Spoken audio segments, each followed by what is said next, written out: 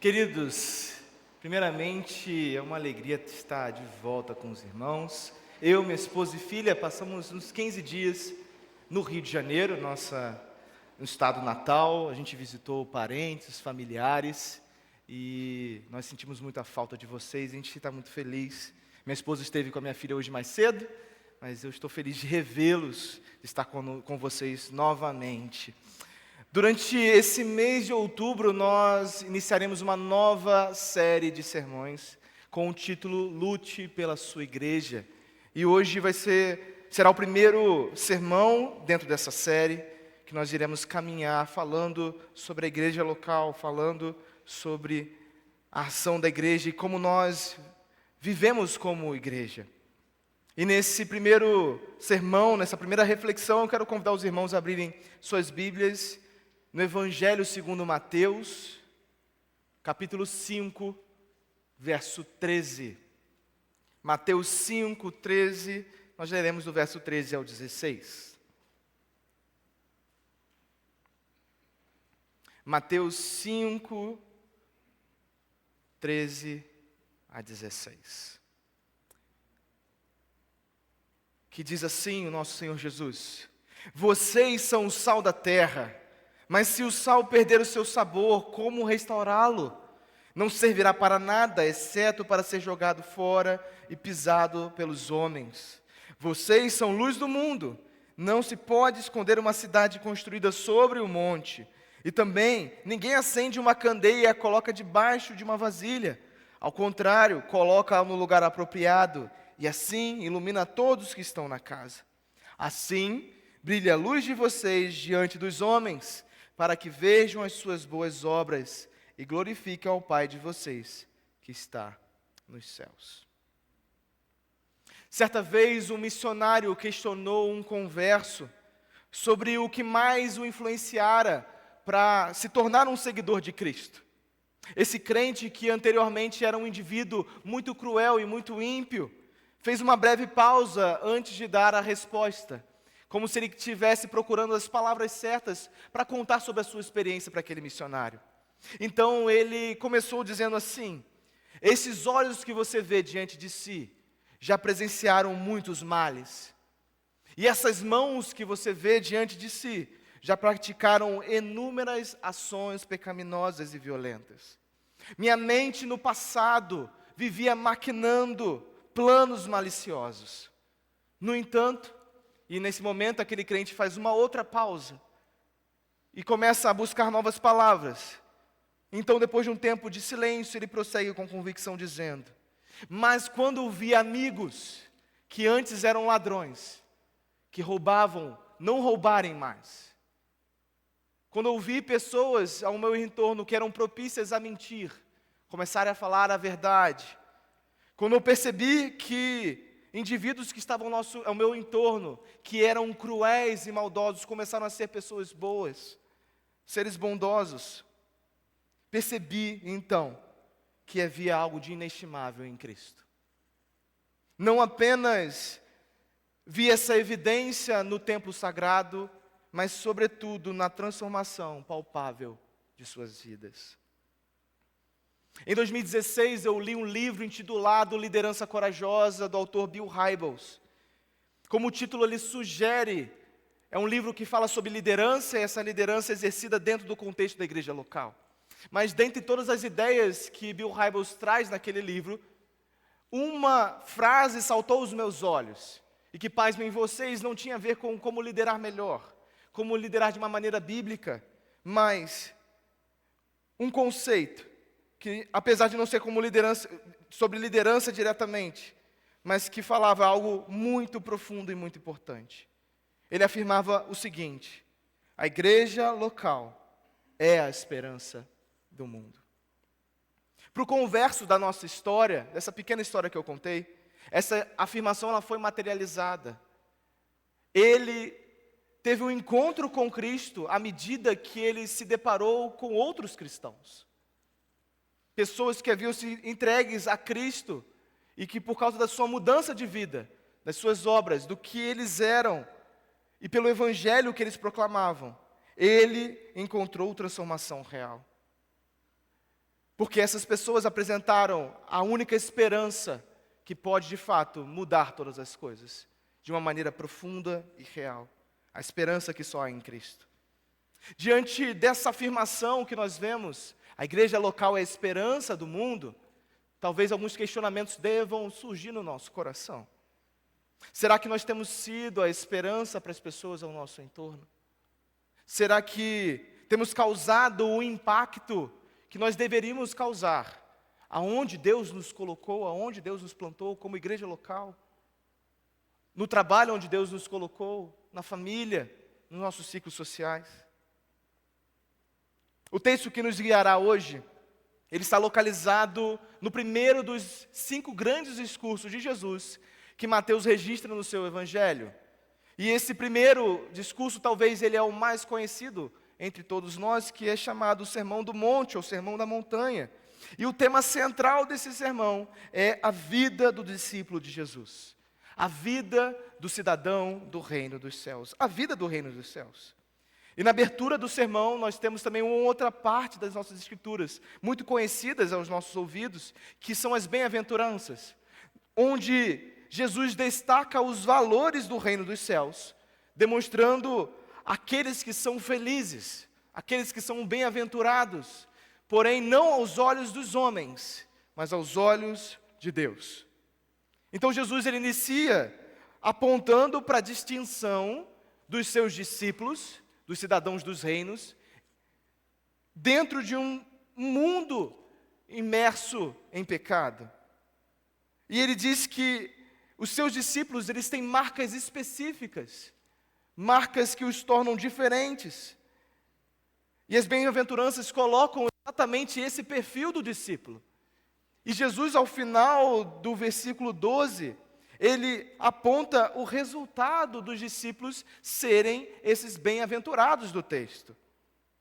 O resultado é que o mundo, aqueles que não conhecem a Cristo, passarão a persegui-los e a insultá-los.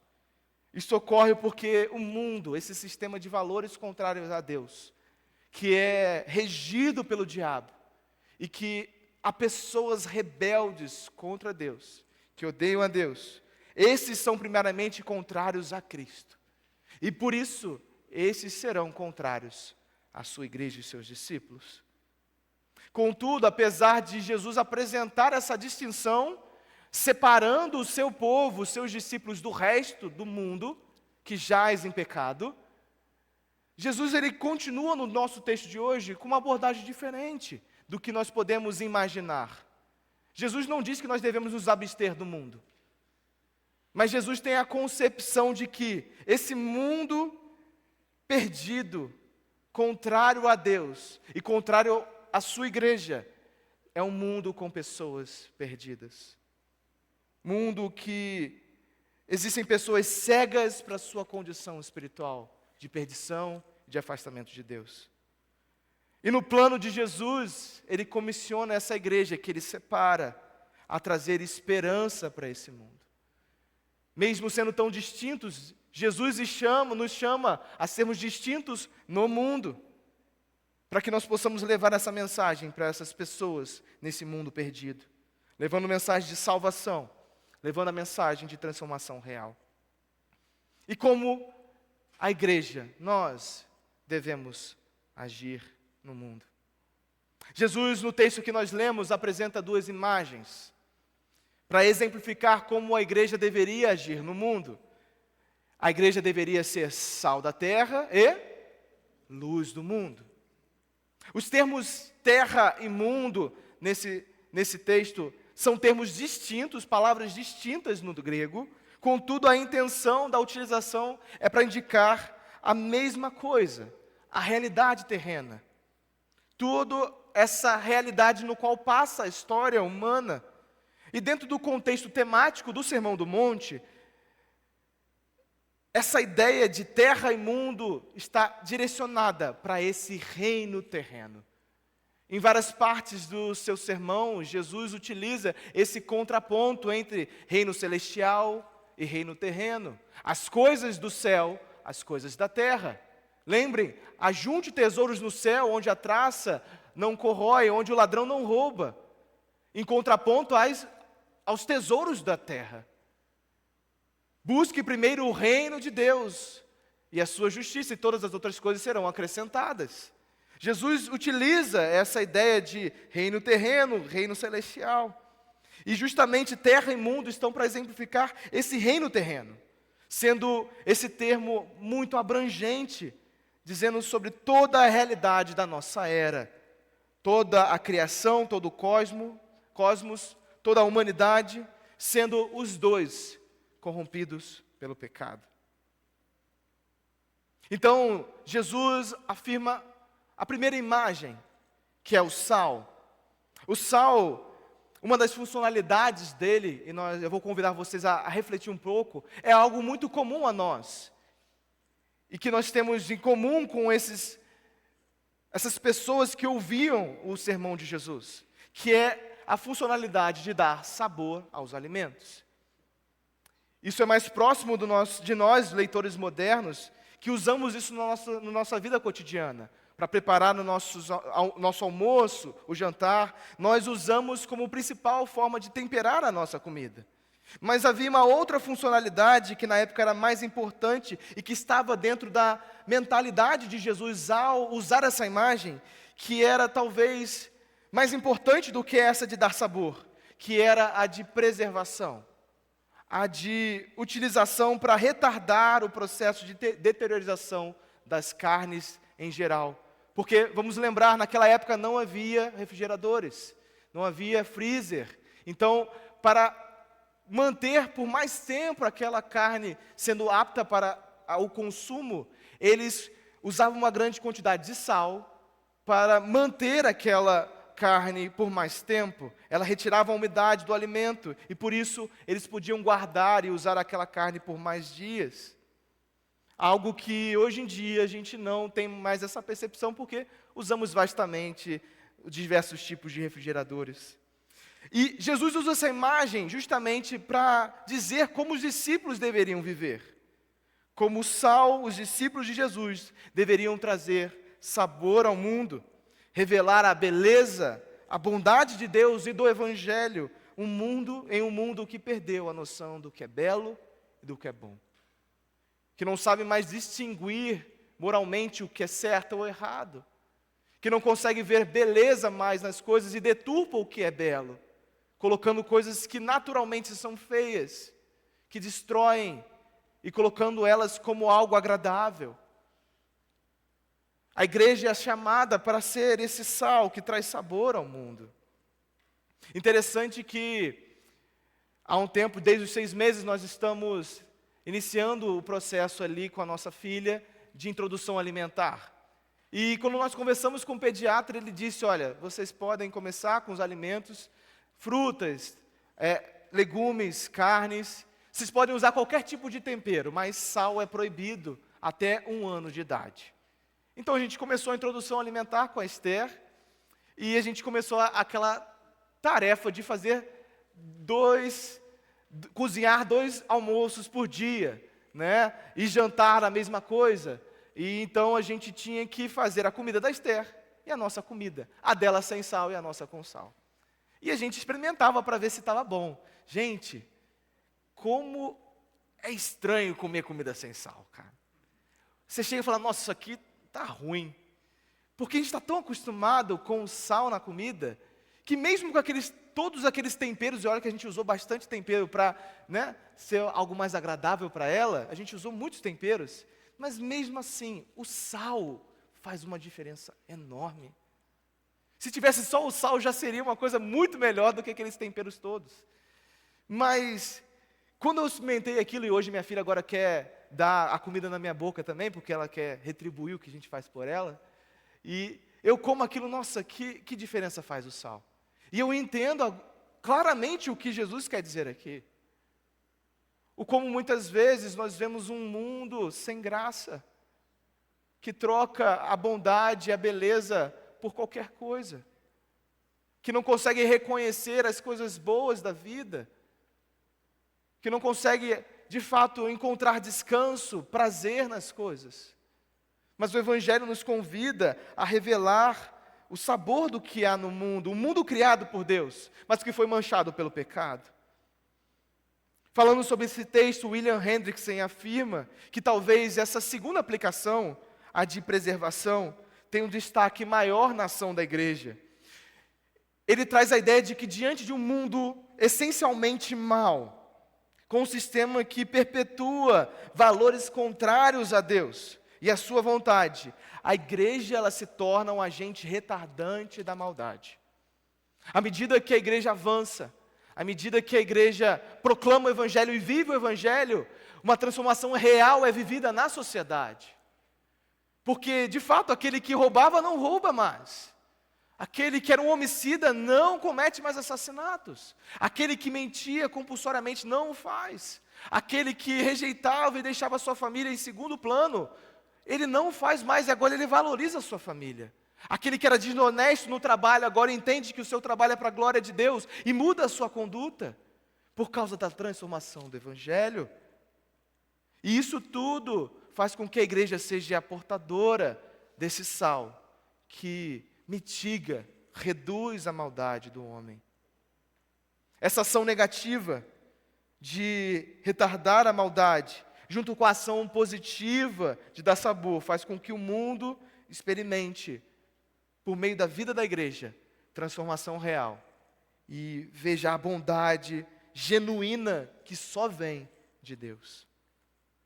Um pequeno parêntese, nesse ponto especificamente, a ação da igreja, ela, no poder do Espírito, é superior ao que nós chamamos de graça comum.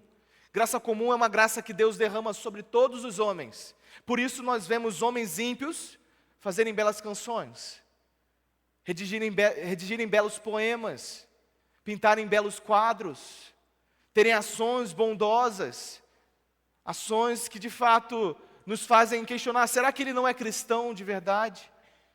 Mas há uma graça comum sobre eles, uma graça que Deus derrama sobre todos os homens, mas a igreja tem um papel superior, porque ela é portadora da mensagem do Evangelho. A mensagem que transforma de dentro para fora, que traz transformação real, a mensagem de salvação. A outra imagem que Jesus utiliza é a imagem da luz. E essa imagem ela ecoa um ponto muito importante do ensino também de Jesus, e nós vemos também nos apóstolos, de que o mundo está em trevas. O mundo jaz em trevas. Diante de um mundo onde o pecado reina, não há lugar para Deus. E é interessante que aqui na nossa comunidade eu tive a primeira experiência no ensino infantil, no ensino de crianças. Eu já instruí adolescentes, jovens adultos, terceira idade, todas as faixas etárias. Mas eu tive a primeira experiência de ensinar numa classe dominical crianças aqui na nossa comunidade. E como que essa é uma tarefa desafiadora para todo professor. Você pode ver a professora da escola dominical, ela não olha coisas comuns da vida da mesma maneira. Ela vê uma garrafa PET, ela pensa algo para fazer na sala. Ela vê uma caixinha de sapato, ela guarda aquilo porque pode ser usado para ensinar as crianças. E você vê a professora cheia de utensílios, cheia de recursos que nós precisamos utilizar para o quê? Para falar ao coração da criança que muitas vezes não entende claramente o discurso verbal, como nós aqui fazemos de uma forma tão comum. Ele precisa de um recurso lúdico. A criança precisa de uma imagem. E por isso o grande desafio, como ensinar as verdades das Escrituras para crianças que não entendem muito essa ideia de ter um livro a ser lido. Até porque muitas delas ainda não aprenderam a ler. Por isso nós temos que sempre procurar mecanismos, ferramentas para o ensino. E certa vez esse tema sobre luz e trevas surgiu no nosso programa de ensino. E nesse dia, na verdade em duas ocasiões esse tema surgiu. Eu preciso usar a minha criatividade. E eu pensei em algo simples. Eu falei com as crianças, vocês estão vendo todas as coisas nessa sala? Estamos, pastor. Vocês conseguem andar tranquilamente sem esbarrar em nada? Conseguimos, pastor. E eu fui lá no interruptor e desliguei a luz. E vocês sabem que as salinhas são todas fechadas, não tem luz natural. E ficou um escuro total. Eu perguntei, vocês estão me vendo, crianças? Não estamos vendo. Vocês conseguem andar sem bater em nada? Não conseguimos. É claro que eu não pedi para elas andarem, senão ia acontecer um acidente. E eu acendi novamente a luz e perguntei: e agora, vocês conseguem ver todas as coisas, não conseguem? Conseguimos.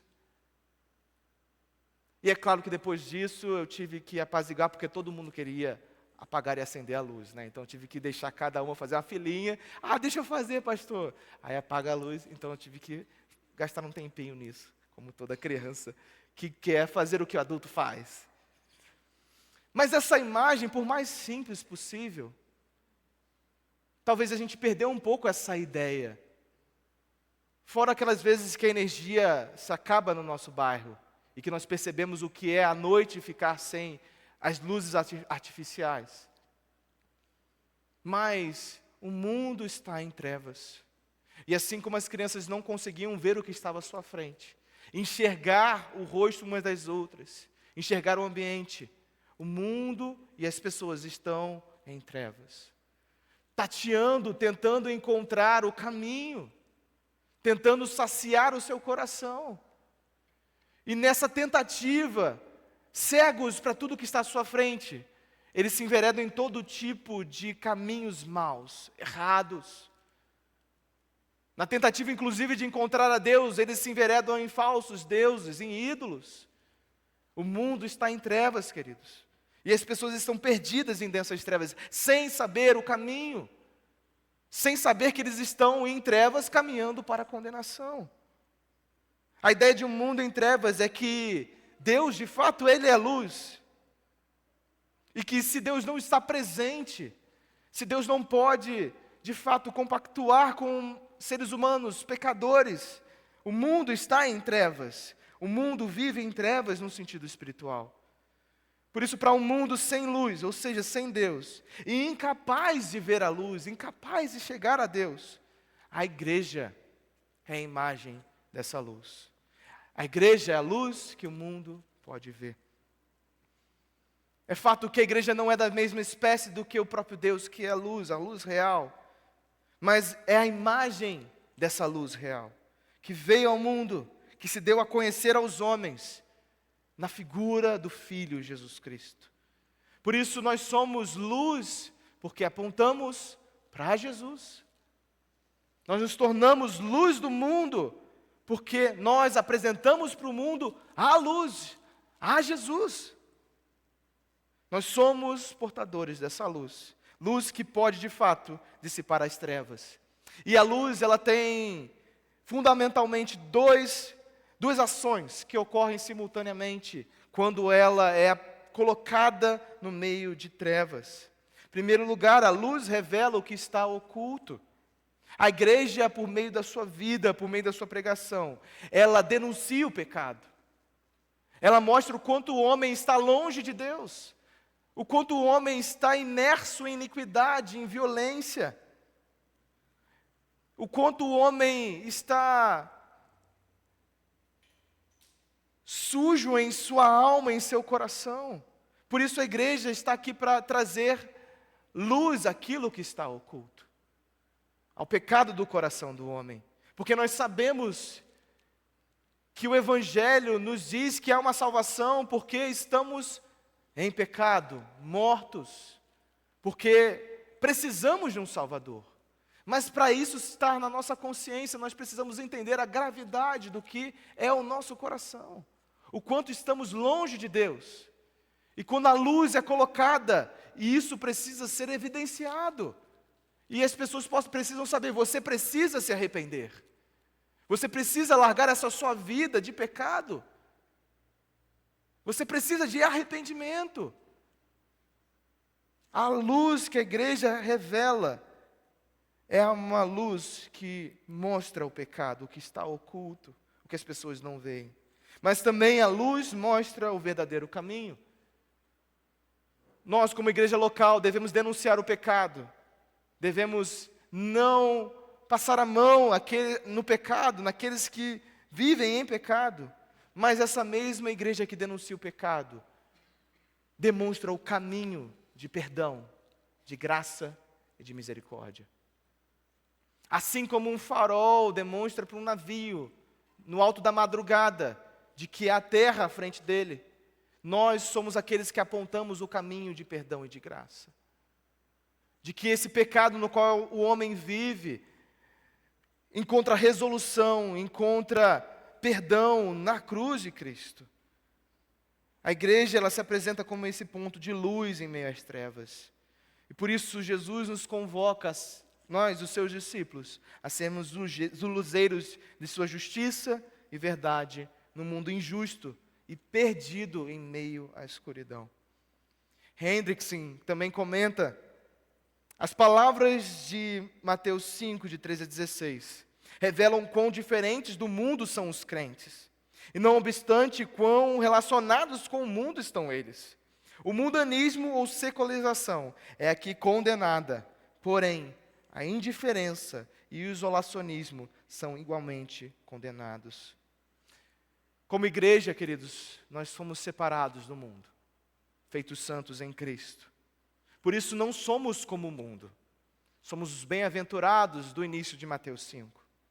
Nós não vivemos com os valores do mundo, com os princípios mundanos. Mas Jesus nos chama a estar no mundo.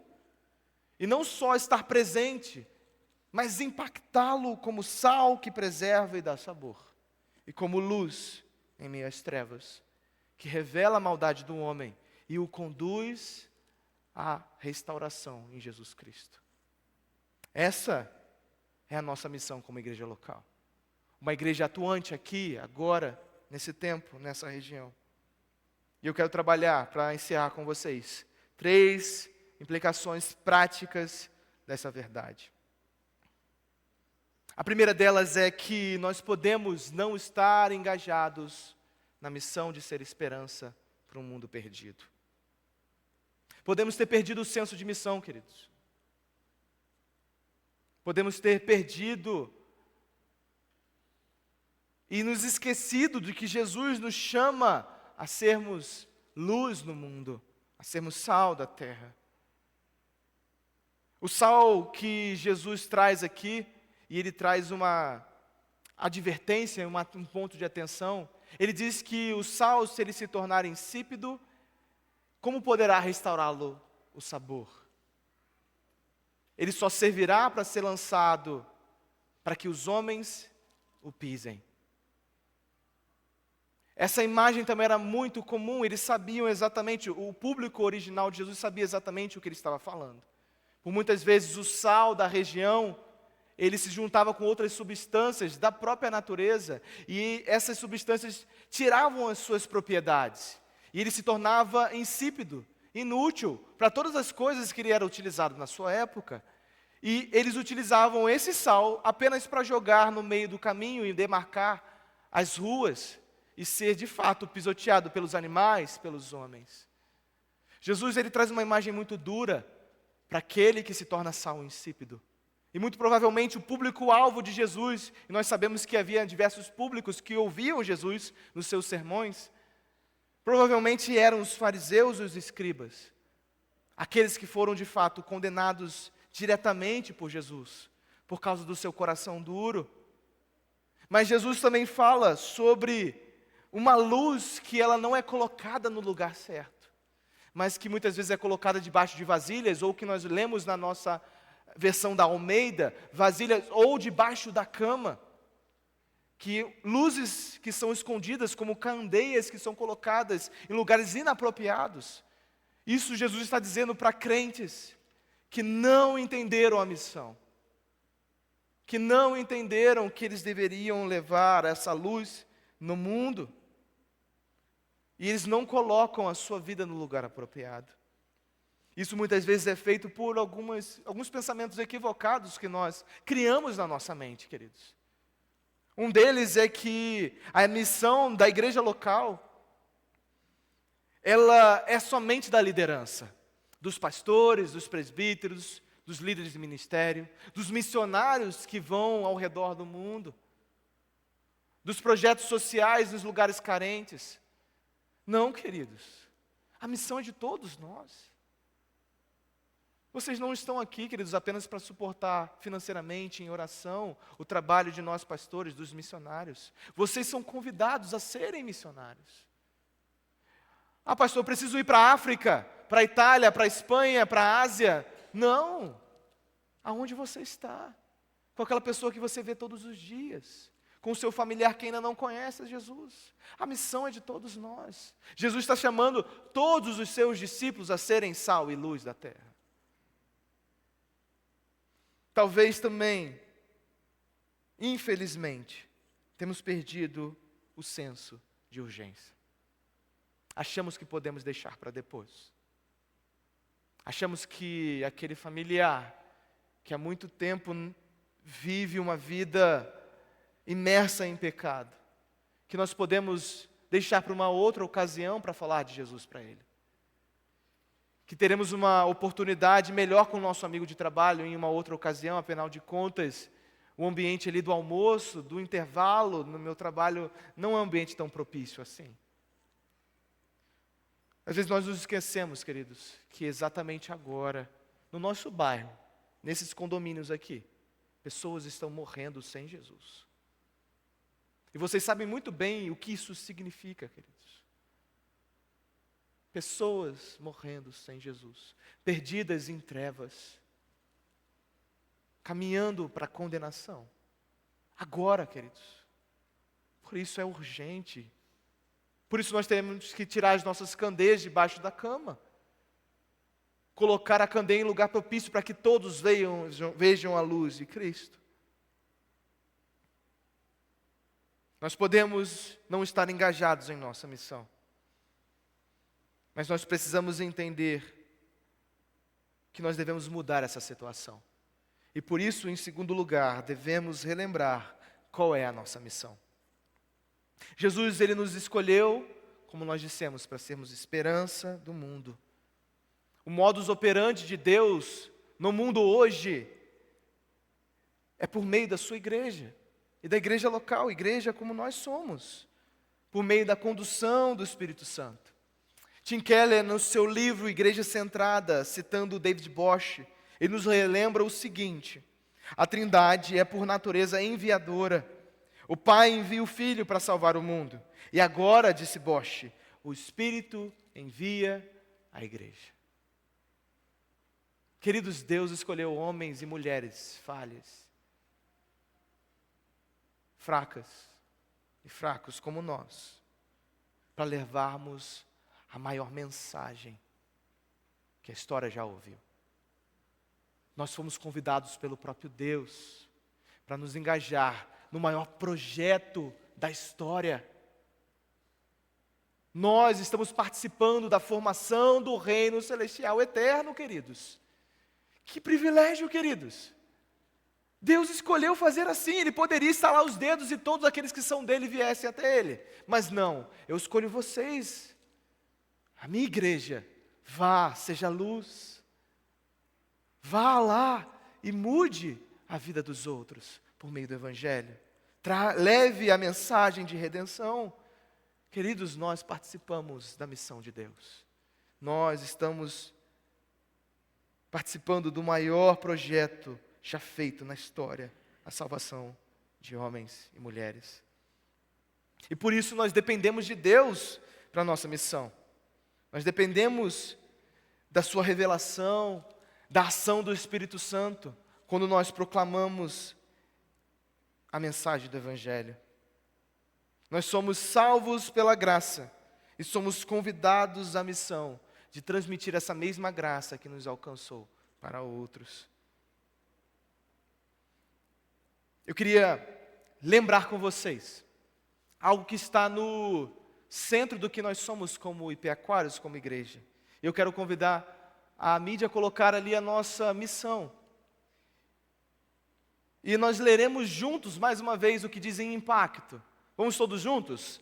Causar um impacto intencional nas pessoas e na cidade com o poder do Evangelho. Jesus nos convida a fazer isso, queridos. A impactar de forma real as pessoas e as cidades. Com o quê? Com o poder do Evangelho. Como cumprimos a nossa missão, queridos? Como fazemos isso? Jesus, ele no texto diz que assim brilha a luz de vocês diante dos homens, para que vejam as suas boas obras. Por meio das nossas boas obras, por meio de boas ações no mundo, nossa luz irá brilhar. E o que são essas boas obras? Senão o Evangelho sendo encarnado nas nossas vidas, em tudo o que fazemos, em todas as coisas, e Ele proclamado na nossa mensagem. É essa boa obra que o mundo vê, e que nós temos a fé que ela transforma de forma verdadeira. Em terceiro lugar, nós veremos o resultado glorioso da nossa missão, quando nós a relembramos e a colocamos em prática. As boas obras, como Jesus termina esse trecho, levam que as pessoas que veem a nossa luz glorifiquem ao Pai de vocês que está nos céus. A ideia de glorificar a Deus, ela é muito abrangente aqui. Ela significa que aquele que glorifica a Deus, aquele que vive uma vida para a glória de Deus, ele tem paz com Deus. Afinal de contas, ele foi reconciliado com Deus. E agora ele pode glorificar a Deus. Pressupõe também que só glorifica a Deus quem conhece a Deus. Ou seja, quem vive um relacionamento com Deus. Só glorifica a Deus quem obedece a Deus. E nós vemos transformação real na vida das pessoas. E só glorifica a Deus quem ama a Deus e o seu reino. Nós vemos uma mudança nos afetos, uma mudança no coração. Esse é o resultado glorioso quando nós brilhamos a luz de Cristo. Quando nós somos sal dessa terra, nós levamos pessoas a glorificar a Deus. E glorificar a Deus significa tudo isso, queridos. Uma mudança radical de vida, reconciliação, relacionamento, transformação, mudança no coração. A missão, ela resulta no avanço do reino dos céus, na salvação de almas, na transformação de corações perdidos e na renovação de toda a ordem criada. Tudo isso redunda na glória de Deus. No final das contas, queridos, o grande problema da humanidade, do mundo, é que o homem ele foi feito para glorificar a Deus. Mas devido ao pecado, ele não o faz. E a nossa missão é ajuntar um povo que glorifique a Deus. Jesus nos chama a fazer isso, por meio do Evangelho, um povo que glorificará a Deus.